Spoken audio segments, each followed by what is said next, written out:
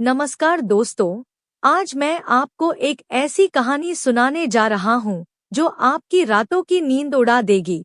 यह कहानी है एक 24 साल की युवती नेहा की, जो एक लंबी बस यात्रा पर अकेली थी। बस पहाड़ी रास्तों से गुजर रही थी। रात का अंधेरा चारों तरफ फैला हुआ था। उसके साथ था एक कंडक्टर जिसका नाम था विजय। वो रात, वो सन्नाटा, वो करीबी पल। आखिर क्या हुआ उस बस के अंदर? क्या वो सिर्फ एक संयोग था या जिंदगी को उलट-पुलट कर देने वाला रहस्य? पूरी कहानी सुनिए, क्योंकि अंत में जो मोड़ आएगा वो आपको सोचने पर मजबूर कर देगा। नेहा एक मध्यम वर्गीय परिवार से थी, जो दिल्ली के एक छोटे से मोहल्ले में रहती थी। उसकी उम्र 24 साल थी, लेकिन चेहरे पर वो मासूमियत थी जो उसे 20 साल की लगाती थी। लंबे काले बाल, गोरा रंग और आंखें जो सपनों से भरी हुई थी। नेहा ने अभी-अभी अपनी एमए की पढ़ाई पूरी की थी और अब वो शिमला जा रही थी। अपनी पहली जॉब इंटरव्यू के लिए वो एक ट्रैवल एजेंसी में गाइड की पोस्ट के लिए अप्लाई कर चुकी थी। घर से निकलते वक्त माँ ने बार बार कहा था, बेटी, अकेली हो, संभल कर जाना। रात की बस है, कोई परेशानी हो तो फोन कर लेना। नेहा ने हंसकर कहा, माँ, मैं बड़ी हो गई हूँ, चिंता मत करो। लेकिन दिल में एक हल्की सी घबराहट थी। ये उसकी पहली लंबी अकेली यात्रा थी। बस स्टैंड पर पहुंची तो बस थोड़ी देर से आई। वो एक साधारण डीलक्स बस थी, जो दिल्ली से शिमला जाती थी। नेहा ने अपनी सीट ली, जो खिड़की वाली थी। बस में ज्यादा भीड़ नहीं थी। कुछ यात्री थे, ज्यादातर सो चुके थे। नेहा ने अपना बैग सीट के नीचे रखा और फोन निकालकर गाने सुनने लगी। बाहर पहाड़ी रास्ते शुरू हो चुके थे। बस घुमावदार सड़कों पर चल रही थी। हल्के हल्के झटके लग रहे थे। रात के 11 बजे थे। अंधेरा इतना घना कि बस की हेडलाइट्स ही रास्ता दिखा रही थी। नेहा की आंखें बाहर की तरफ थीं, लेकिन मन में भविष्य के सपने घूम रहे थे। शिमला की ठंडी हवाएं, बर्फबारी, नई जिंदगी, सब कुछ रोमांचक लग रहा था। तभी कंडक्टर आया। यूनिफॉर्म में, करीब 30 से 32 साल का आदमी। कद लंबा, कंधे चौड़े, चेहरा सख्त लेकिन आकर्षक। उसकी बैज पर नाम लिखा था, विजय सिंह। उसने टिकट चेक किया। टिकट दिखाइए मैम। उसकी आवाज गहरी और आत्मविश्वास से भरी थी। नेहा ने टिकट निकाला। विजय ने देखा और मुस्कुराया। शिमला जा रही हैं? अकेली? नेहा ने हल्का सा सिर हिलाया। हाँ, इंटरव्यू के लिए। विजय ने थोड़ी देर रुककर कहा, रात की यात्रा है, सावधान रहिएगा। कोई जरूरत हो तो बताना। नेहा को उसकी बातों में एक सुकून सा लगा। बस चलती रही और विजय बार बार चेकिंग के लिए आता रहा। हर बार नेहा की सीट के पास रुकता, थोड़ी बात करता। एक बार पूछा, नींद नहीं आ रही? नेहा ने कहा, नहीं, पहली बार अकेली हूं ना। विजय ने अपनी पानी की बोतल दी, पी लीजिए, रिलैक्स हो जाएंगी। रात गहराती गई। बस अब और ऊंचाई पर चढ़ रही थी। बाहर ठंड बढ़ गई थी। नेहा ने अपना शॉल निकाला और लपेट लिया। उसके कपड़े साधारण थे, जीन्स और टॉप, ऊपर जैकेट। लेकिन उसकी जवानी की चमक साफ दिख रही थी। विजय फिर आया। इस बार बैठ गया नेहा की सामने वाली सीट पर। मैम, अगर बुरा ना माने तो थोड़ी बात कर लें? रात लंबी है, नेहा ने हिचकिचाते हुए हाँ कहा। बातें शुरू हुई। नेहा ने अपनी जिंदगी बताई, दिल्ली का घर, पढ़ाई, सपने। विजय ने अपनी कहानी सुनाई, गांव से आया था, बस कंपनी में नौकरी, शादी हो चुकी थी लेकिन पत्नी से अलग हो गया था। उसकी आवाज में एक उदासी थी, जैसे जिंदगी ने उसे बहुत कुछ सिखाया हो। नेहा को उससे सहानुभूति हो गई। बस एक छोटे से ढाबे पर रुकी। रात के 1 बजे थे। यात्री चाय पीने उतरे। नेहा भी उतरी। विजय उसके साथ था। चाय पी लीजिए, ठंड में अच्छी लगेगी। उन्होंने साथ चाय पी।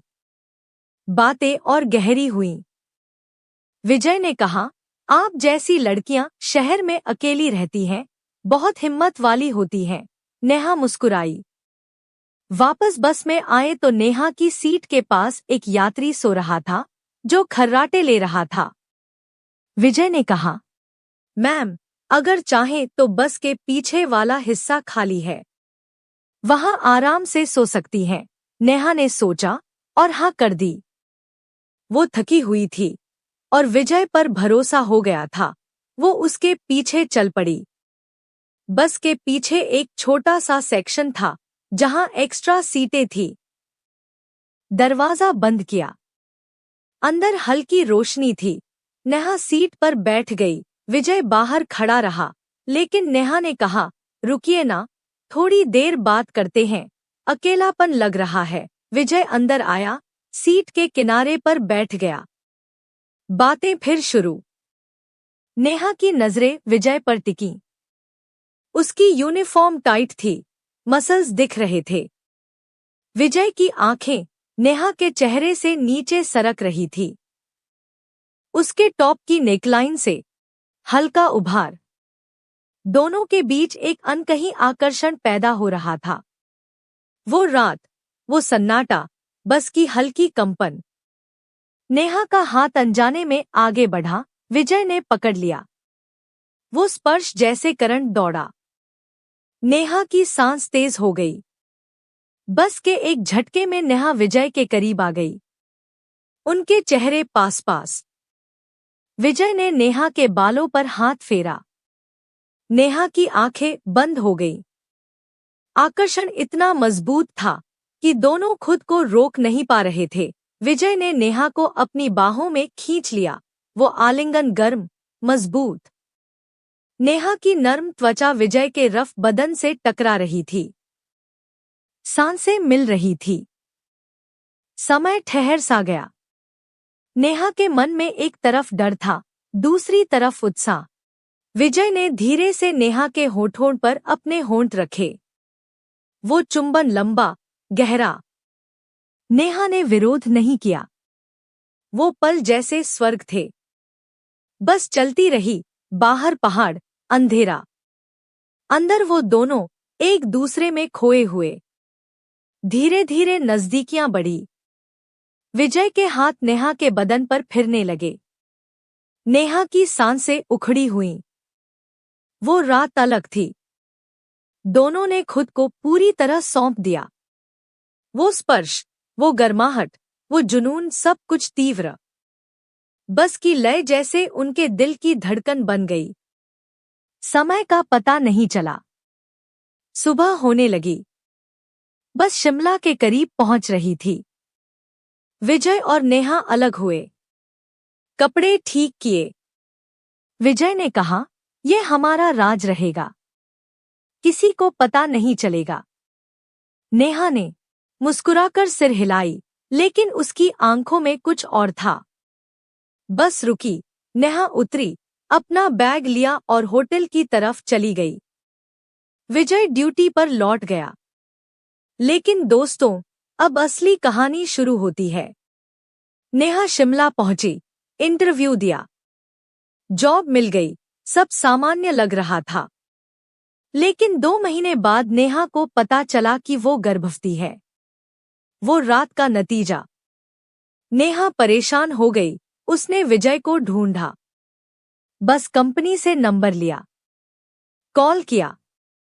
विजय, मुझे तुमसे बात करनी है। विजय घबरा गया। क्या हुआ? नेहा ने बताया, मैं प्रेग्नेंट हूं। विजय शॉक में। क्या? मैं तो अकेला हूं, लेकिन ये नहीं हो सकता। प्लीज अबॉर्ट करा लो, मैं मदद करूंगा। नेहा रोने लगी। तुम ऐसे कह रहे हो? वो रात सिर्फ तुम्हारी मस्ती थी। विजय माफी मांगने लगा। तभी नेहा हंस पड़ी। विजय, तुम गलत समझ रहे हो। ये प्रेगनेंसी उस रात की नहीं है, क्योंकि तुम तो कुछ कर ही नहीं पाए थे। विजय की सांस रुक गई। फ्लैशबैक, वो रात, नजदीकियां, लेकिन विजय असमर्थ रहा। एक पुरानी बीमारी थी। नेहा ने कहा, वो रात मेरे लिए सिर्फ टेस्ट थी। ये बच्चा मेरे पति का है, जो आर्मी में है। मैं एक सोशल वर्कर हूं, बसों में महिलाओं पर होने वाले अत्याचार की जांच कर रही थी, तुम जैसे लोगों को ट्रैप करने के लिए। पूरी रिकॉर्डिंग मेरे पास है। विजय शर्मिंदा हो गया। नेहा की स्टोरी मीडिया में आई। विजय की जॉब गई। दोस्तों, ये कहानी से हमें ये सीख मिलता है कि महिलाएं मजबूत बने, गलत का विरोध करें। दोस्तों, अगर आपको हमारी यह कहानी पसंद आई हो तो वीडियो को लाइक करें, कमेंट करें और अपने दोस्तों के साथ शेयर करें। अगर आपने हमारे चैनल में पहली बार आए हैं तो चैनल को सब्सक्राइब जरूर करें। धन्यवाद।